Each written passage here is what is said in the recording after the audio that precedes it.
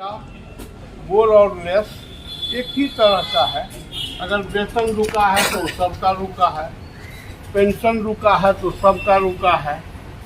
तो इसलिए और भी जो समस्याएं हैं विभिन्न हो सकता है, कुछ समस्याएं से हमको मतलब नहीं हो, आपको मतलब नहीं हो, लेकिन आफ्टर ऑल सबको मिला जुला के तो यही नतीजा आता है कि इस शासन के विरुद्ध हम लोगों को मजबूती से हड़ताल या आंदोलन जो करने की जरूरत हो वो हम लोगों को करना चाहिए। प्रश्न ये है, अब संबोधन में मैं किसी का नाम नहीं दे रहा हूँ, मुख्य बात कम समय में कर देना चाहता हूँ। गर्मी से लोग परेशान है। कोई भी संगठन तभी मजबूत होता है जब सदस्यों का उसमें सहयोग होता है। तो हम लोगों का संगठन मान लीजिए राज्य स्तरीय है, तो हम लोगों का तो वो नेता है, तो उनका जो आह्वान है उसी को हम लोग यहाँ इम्प्लीमेंट करते हैं। वहाँ से आह्वान है यूनिवर्सिटी हेडक्वार्टर में, विभिन्न कॉलेजों में, तो जितने सारे हमारे कॉलेज हैं इस विश्वविद्यालय के अंतर्गत सब जगह यह हो रहा होगा या हुआ होगा, जैसा हो। और यहाँ भी हम लोग मजबूती से इसको किए। इतनी उपस्थिति को मैं कम नहीं समझता, इतना भी कहीं दूसरे जगह नहीं देखने के मिला। कई बार हम लोग भी गए हैं इस तरह के कार्यक्रम में, चाहे राज्य स्तरीय हो या देश स्तरीय हो, सब में भाग ले चुके हैं। तो संघ संगठन तभी मजबूत होता है जब इकाई के सदस्य को भी यह जानकारी हो और उसका सहयोग। कहता है मेरे करने नहीं करने से क्या होगा, गलत सोचते हैं। आप 1 रुपया देते हैं, 1-1 रुपया देते हैं, तो वह मजबूती हमारे ऊपर के भी संघ को मिलता है, सबका उसमें है। और किसी भी संगठन को चलाने के लिए आर्थिक रूप से मजबूत होना है और शारीरिक रूप से मजबूत होना है। जैसे अब धरना स्थल, यहाँ अगर आप उपस्थिति नहीं दर्ज करेंगे तो ये धरना कमजोर माना जाएगा।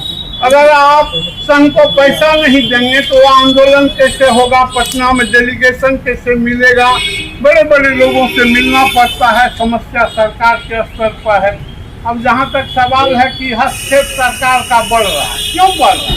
हम लोग कमजोर हुए हैं इसलिए बढ़ रहा है। अभी अगर सब कॉलेज बंद कर दें, जो हम लोग डीएम के अंतर्गत अपना हम लोग डेवलपमेंट कमेटी में भाग नहीं लेंगे, मीटिंग नहीं करेंगे, तो डीएम कॉलेज का कौन सा डेवलपमेंट के बारे में क्या जानता है? इसको क्या पता है कहाँ क्या जरूरत? तो सब एजेंट प्रिंसिपल है, सब कुछ देना है प्रिंसिपल को, निर्णय लेना है उसको। जब संस्था के हेड को न पता है कि हमको क्या करवाना है, कैसे करवाना है, और उसका प्रभारी उस विभाग से जो काफी अनभिज्ञ आदमी है उसको दिया है, चाहे वो डीओ हो कि डीएम हो। कभी इस तरह का हस्तक्षेप आज तक के इतिहास में नहीं हुआ। तो ये कोई ये सोचते हैं कि अब कॉलेज के प्रिंसिपल को मतलब क्या, उससे शिक्षक के सब्जेक्ट नहीं होंगे? हमको काम है यूरिनल का, वो कहेगा ये बनाई, तो कैसे होगा? यह एक समस्या है। अब मूल समस्या है जो सबसे मूल चीज है, हमको वेतन पेंशन रेगुलर मिले ताकि हमारा कम से कम सब काम चले, तो उसको यहाँ रोक दिया जाता है। अब मान लीजिए एक साधारण सा उदाहरण है कि यूटिलाइजेशन नहीं दिया पैसे का, इसलिए वेतन अभी नहीं मिलेगा, उसका वेरिफिकेशन। क्या यूटिलाइजेशन शिक्षक बनाता है?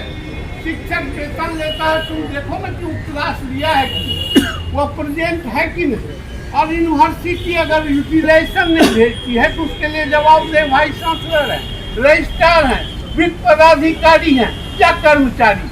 हम लोग तो उसके लिए जवाबदेह नहीं है। तो इसका तो बहुत इम्पोर्टेंट बात है ना, हमारा एरियल नहीं मिल रहा, पैसा नहीं है। क्या हुआ उस दिन हम वाइस चांसलर को कहे जो हम लोग का LIC नहीं मिल रहा है, 20 तक मिला है सर, उसके बाद LIC का भुगतान नहीं हुआ कैसे? तो कहता है एक भी पैसा नहीं है पूर्व के वाइस चांसलर, जो पैसा जमा हुआ। अच्छा देखिए, LIC में हम लोग जमा करते हैं अपने वेतन और उस जो रिटायर करते हैं उसका भुगतान होना चाहिए, लेकिन कहता है उस फंड में एक भी पैसा नहीं है। पूर्व के वाइस चांसलर उसको अन्य मदों में खर्चा कर दिया।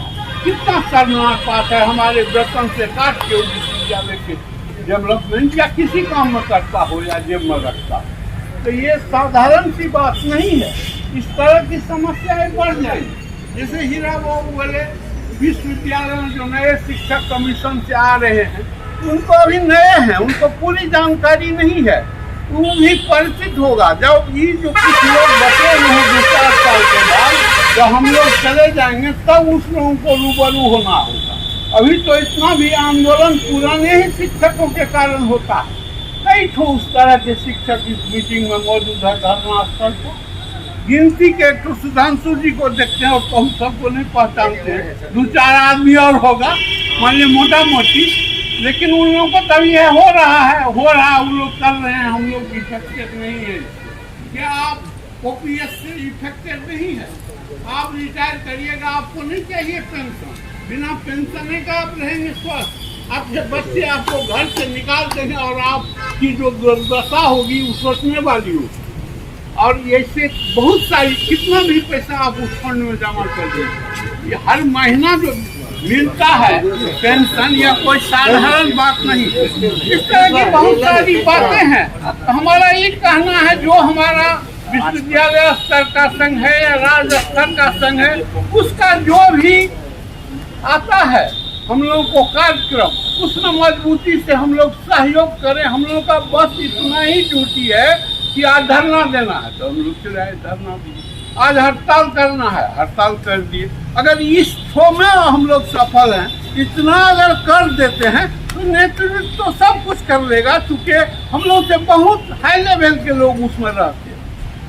इसलिए मैं आग्रह करूंगा शिक्षकों को तो अपना इसमें सहभागिता जरूर दें, आर्थिक रूप से उनको चंदा जरूर दें। जो संघ के थ्रू आपको लगता है, अलग से तो कुछ मांगता नहीं है, जो मासिक है या वार्षिक है उसका भी भुगतान करें। 10-20 रुपया अगर हम दे देते हैं उससे लाखों रुपया वहाँ जमा होता है। वो लाखों रुपया से ही पूरा राज्य का संगठन चलाता है, कभी यहाँ जाता है कभी वहाँ जाता है कभी। अब जैसे आगे वेतन जो होगा रिवीजन होगा, रिवीजन न होगा तो उसके लिए पहले कमीशन बन जाता था, गठन 2 वर्ष पहले होता था, उस पर काम होता था। वो रिपोर्ट अब 16 में लागू होना, 26 में लागू होना, तो 24 में का अंत हो रहा है। अभी तक उस तरह का क्या गठन हुआ है? क्या नहीं हुआ।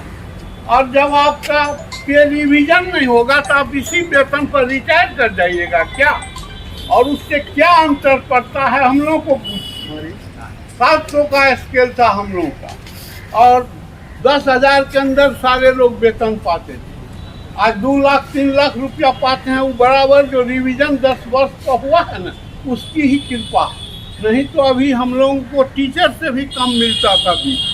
अभी हम लोगों की स्थिति ये है कि IAS अफसर से बेसी वेतन हमको मिलता है, सुविधा उनको जो अधिक हो, लेकिन वेतन हम लोगों से बेसी DM को भी नहीं मिलता है, भले ही वो अध्यक्ष बने। उसको फैसिलिटी कितना है, यहाँ प्रोफेसर को 2.5-3 लाख के करीब मिलता है।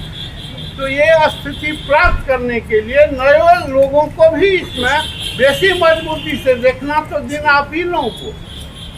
अब जितने ओल्ड टीचर है उसकी समस्या घट गई है। हमको तो पेंशन चाहिए, आप लोगों को रिवीजन भी चाहिए। इस 7 घंटा हम लोग कभी सोचे भी नहीं होंगे। हम लोग 4 घंटा का नियम था, 2 घंटा रहते थे कॉलेज में। हम लोग की क्लास जो था वो कर लेते थे, उसके बाद फिर अब कहता है 7 घंटा। अब तो नरेश बाबू बोले कि VC बोले हैं 5 घंटा। 5 घंटा के लिए आप चिट्ठी तो लीजिए। 7 घंटा का नोटिफिकेशन हो रहा है, कुछ यूनिवर्सिटी में हो गया। मुंह से बोलने से कुछ नहीं होता है। 5 नहीं बोल देंगे कि 3 घंटा रहिए तो आपका काम चल जाए, पढ़ा लीजिए आप चले जाइए। लेकिन वह नियम नहीं हुआ। नियम वह होता है जिसका विधिवत ऑर्डर निकलता है। इस तरह का ऑर्डर प्राप्त नहीं किए हैं आप, और निश्चित रूप से 7 घंटा का वो ऑर्डर हो चुका है। VC उसको इम्प्लीमेंट नहीं किए हैं, बहुत जगह पत्र भी नहीं आया है। ये सब स्थिति है। हम लोग और क्या कर सकते हैं? जितना मजबूत रहिएगा उतना आपको कम परेशान करेगा। डराता किसको है? जो कमजोर होता है। जब आप मजबूत हो जाएगा, मजबूत तभी न हो गया जब आपका संघ संगठन मजबूत होगा। एक आदमी मजबूत थोड़े होता है, संगठन मजबूत होता है। संगठन ही एक सहारा है जिसके मजबूती से आप अपनी मांग को उठा सकते हैं, मनवा सकते हैं, लड़ सकते हैं, झगड़ सकते हैं। अंतिम में यही कह के मैं आप सभी लोगों को धन्यवाद। इतनी गर्मी के बावजूद आप लोग यहाँ आए हैं कि कोई साधारण बात नहीं है। यहाँ कोई सहरसा से भी लोग आए हैं, बहुत खुशी हुई, बहुत अच्छा लगा कि नहीं